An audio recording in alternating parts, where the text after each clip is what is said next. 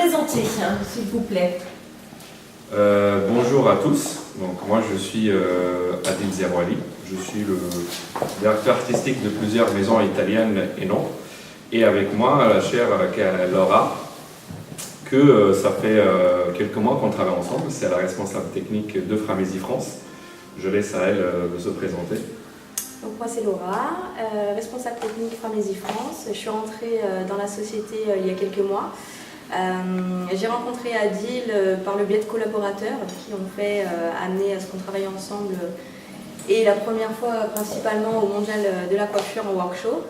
On a apprécié travailler ensemble, c'est ce qui nous a fait contribuer à faire des formations, à faire des déplacements. Pouvez-vous nous dire quelles sont les rencontres qui ont facilité votre ascension? Les rencontres.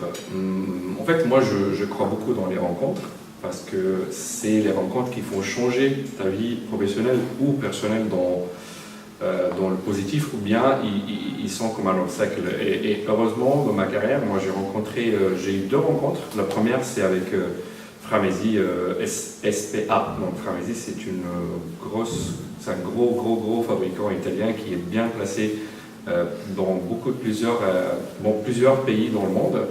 Et la deuxième rencontre, et donc ça c'était en 2005, donc j'ai commencé à faire le formateur international avec eux, et aussi je faisais partie du groupe Italian Style, donc j'ai eu la possibilité de faire partie d'un groupe qui s'appelle Global Team, donc c'est un team, ça veut dire équipe globale.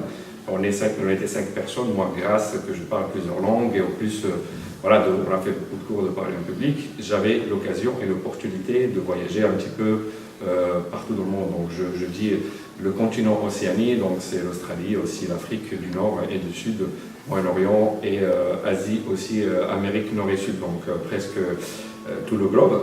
Et la deuxième rencontre, c'était avec Balmain Paris, en fait division italienne, que j'ai rencontré le directeur commercial qui voulait développer Balmain en Italie. Et donc c'est là où a commencé vraiment ma carrière. Donc j'ai laissé un petit peu Framesi à côté et j'ai travaillé avec Balmain. Donc j'étais directeur créatif de Balmain Paris en Italie et on a fait beaucoup de shows et c'est là où ma carrière s'est vraiment lancée.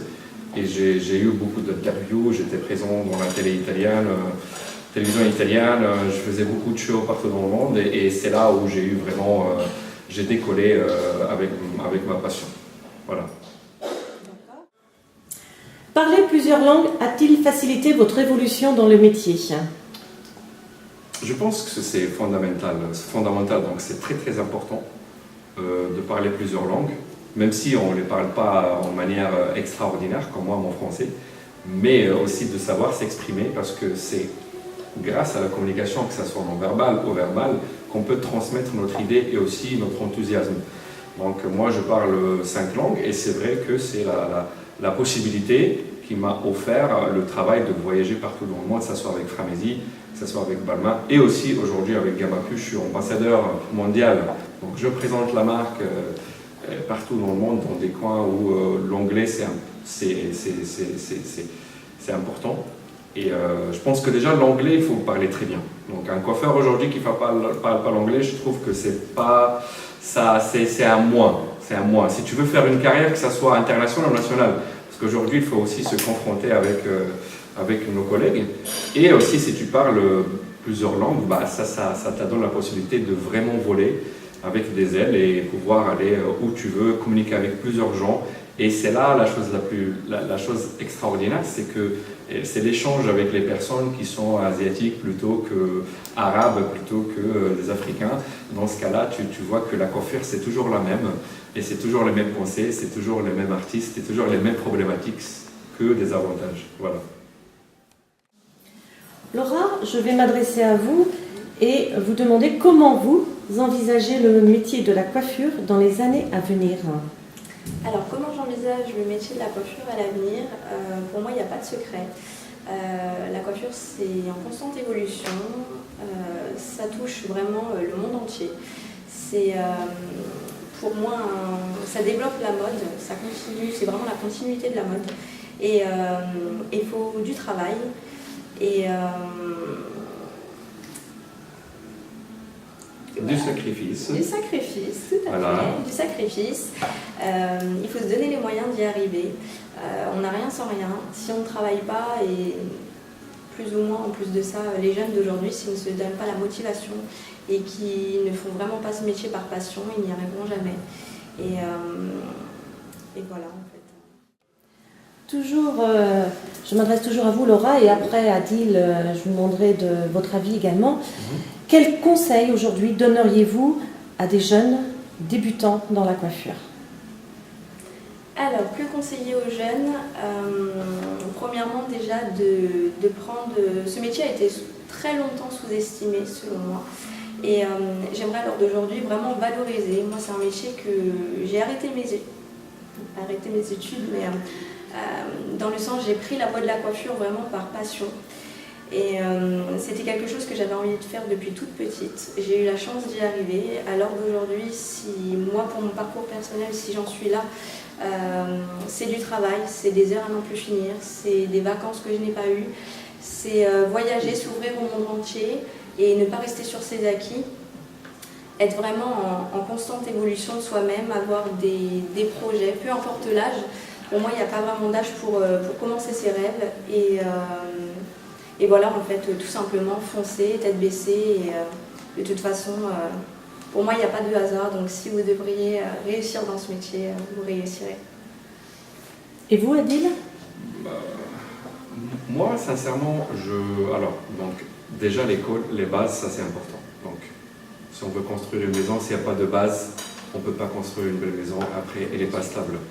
Donc je veux dire, les techniques, l'école, connaissances, il faut connaître, il faut se former tout le temps. Formation, éducation. Et je vais ajouter un truc que je trouve, voilà, qu'on fait le métier le plus intéressant du monde parce qu'en fait, c'est artistique, on gagne beaucoup d'argent si on veut, et on est en contact avec les personnes. Donc aussi, le seul métier, on utilise le miroir. Donc avec les personnes, tous les autres métiers, il n'y a pas de miroir, donc ils disent toujours on est psychologue, mais aujourd'hui il y a des parcours, comme nous on a des parcours comme ça, imagine-toi, il y a des cours qu'on dit imagine-toi, il faut connaître un petit peu les personnes pour le pouvoir conseiller, et c'est un métier qui te donne toujours du challenge tous les jours, et aussi tu es toujours avec les personnes, et il faut en profiter, il faut savoir que c'est vraiment un tremplin pour gagner beaucoup d'argent ou bien de voyager. Aujourd'hui, le métier de coiffeur, c'est pas seulement devenir un chef d'entreprise, mais on peut devenir formateur, on peut devenir réalisateur dans les cinémas, on peut devenir formateur international, on peut devenir conseiller, c'est les entreprises. Il y a beaucoup d'entreprises déjà aux États-Unis qui ont des coiffeurs ou des stylistes, certainement, qui travaillent, qui font aussi des formations pour les simples ouvriers qui travaillent chez eux parce qu'ils leur donnent la motivation. Il y a beaucoup de coiffeurs qui sont motivateurs. Et aujourd'hui, à vraiment 360 degrés, une possibilité d'évoluer dans ce métier. On ne pense pas qu'on est les derniers de la chaîne, mais on est aux États-Unis, au Canada. Le coiffeur, c'est à Paris, mérite comme un avocat ou un médecin. Donc aujourd'hui, ce n'est pas les coiffeurs, c'est les gens qui ont quitté l'école et qui ont fait un métier manuel. Donc ne vous découragez pas, croyez en vous-même et essayez de vraiment trouver votre chemin. Et c'est la formation. Alors Laura, je vais m'adresser à vous et je vais vous demander quel est réellement le parcours que vous avez suivi pour en arriver là où vous en êtes aujourd'hui. Puis Adil, si vous voulez bien aussi nous raconter votre parcours qui, je crois, est extraordinaire. Bon. Je ne suis pas sûre. Alors, je vais commencer. Moi, mon parcours, j'ai été sur les bancs de l'école. J'étais plutôt bonne élève. Comme je l'ai dit précédemment, la coiffure a toujours été ma passion. Et je suis partie donc du cursus scolaire classique pour commencer mon parcours en école privée, où j'ai passé mon CAP, ensuite j'ai passé ma mention complémentaire, j'ai à la suite, tout en alternance, tout en travaillant dur, passé mon BP. J'ai à la suite voulu faire un complément parce que pour moi la coiffure réunit la mode, donc c'est vraiment tout se complète, l'esthétique, la coiffure. Donc j'ai ensuite fait de l'esthétique, le maquillage, j'étais dans des plus grandes écoles. Et ensuite, j'ai travaillé simplement en salon, sauf que je me suis aperçue que c'était un monde encore à part. Et c'était pas le mien, dans le sens où, pour moi, dans les salons, il n'y a pas vraiment d'évolution possible. Je me donnais d'autres buts dans la vie et c'est pourquoi j'ai ouvert ma société. À l'heure actuelle, ça fait 8 ans que j'ai ma société. Et il y a quelques mois de ça, j'ai rencontré une personne de chez Framesi qui m'a offert l'opportunité de postuler, de passer un casting. Il y avait plusieurs personnes. C'est moi qui ai été retenue et j'en suis ravie à l'heure d'aujourd'hui. Adviendra qui pourra, mais j'espère que c'est une belle perspective d'avenir pour moi. Je tâcherai de saisir la chance que j'ai. Peu y arrive et j'en suis convaincue que ça marchera. Et vous, Adil? Bon, moi, c'est vraiment la coiffure, c'était un hasard. Parce que moi, j'ai jamais pensé de faire le coiffeur, jamais de la vie, vraiment, croyez-moi. Donc, après mon bac, j'ai fait l'école militaire. Donc, et j'étais élève officier, donc je suis sorti officier de militaire. J'ai passé 6-7 mois, après j'ai compris que c'était pas mon parcours. Et puis j'avais des problèmes de santé, donc j'étais aussi obligatoirement, j'ai quitté le militaire. Après je suis parti en Roumanie. Et en Roumanie, j'ai fait des études de médecine pendant 2 ans. Donc je suis parti en Roumanie, je suis resté 4 ans, j'ai fait des études de médecine, mais aussi là-bas, c'était pas de ma faute, c'était une faute voilà, due à la problème de famille et tout ça. Donc j'ai changé et finalement, j'ai connu une personne, que c'était ma femme, et je suis allé en Italie avec elle. Donc j'ai fait des études de langue et littérature étrangère. Donc j'ai pris mon BTS sur ça. Et en même temps, je pensais de faire quelque chose puisque j'avais pas le besoin de travailler. Parce que voilà, et elle, c'est bizarre, mais on s'aidait tous les deux. Et donc là, je me suis inscrit à une école privée de coiffure. Parce que c'était la seule chose que j'aimais, je voyais, je sais pas, c'était vraiment un hasard, c'était comme un coup de foudre. Et là, j'ai commencé à faire l'école et puis j'ai commencé aussi à travailler. Et dans l'arc de 24 mois, j'ai commencé déjà à couper les cheveux, de faire des choses extraordinaires.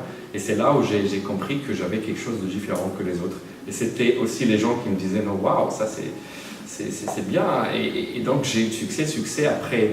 Donc j'ai dit 24 mois, 36 mois, j'avais mon grand salon au centre de la ville où j'habitais, associé avec quelqu'un d'autre. Et là j'ai fait un grand succès. Et c'est là où j'avais 1, 2, 3, 4, jusqu'à que j'ai eu 7 salons. Après, il y avait une période où j'avais un problème de santé dans ma main et donc c'était impossible de rester dans les salons. Donc j'ai essayé de céder ça aux personnes qui travaillaient avec moi, donc c'était les collaborateurs. Donc après, j'ai tenu seulement le 20% de ces sociétés et là j'ai commencé à voyager. Mon métier actuellement, c'est de gérer donc ambassadeur de Gamma Plus partout dans le monde, mais aussi développement commercial et aussi comme conseiller de plusieurs usines italiennes. Et donc là, je suis satisfait de ce que je fais, je suis très content. Merci à tous les deux. Merci beaucoup. Rien dit de... Super.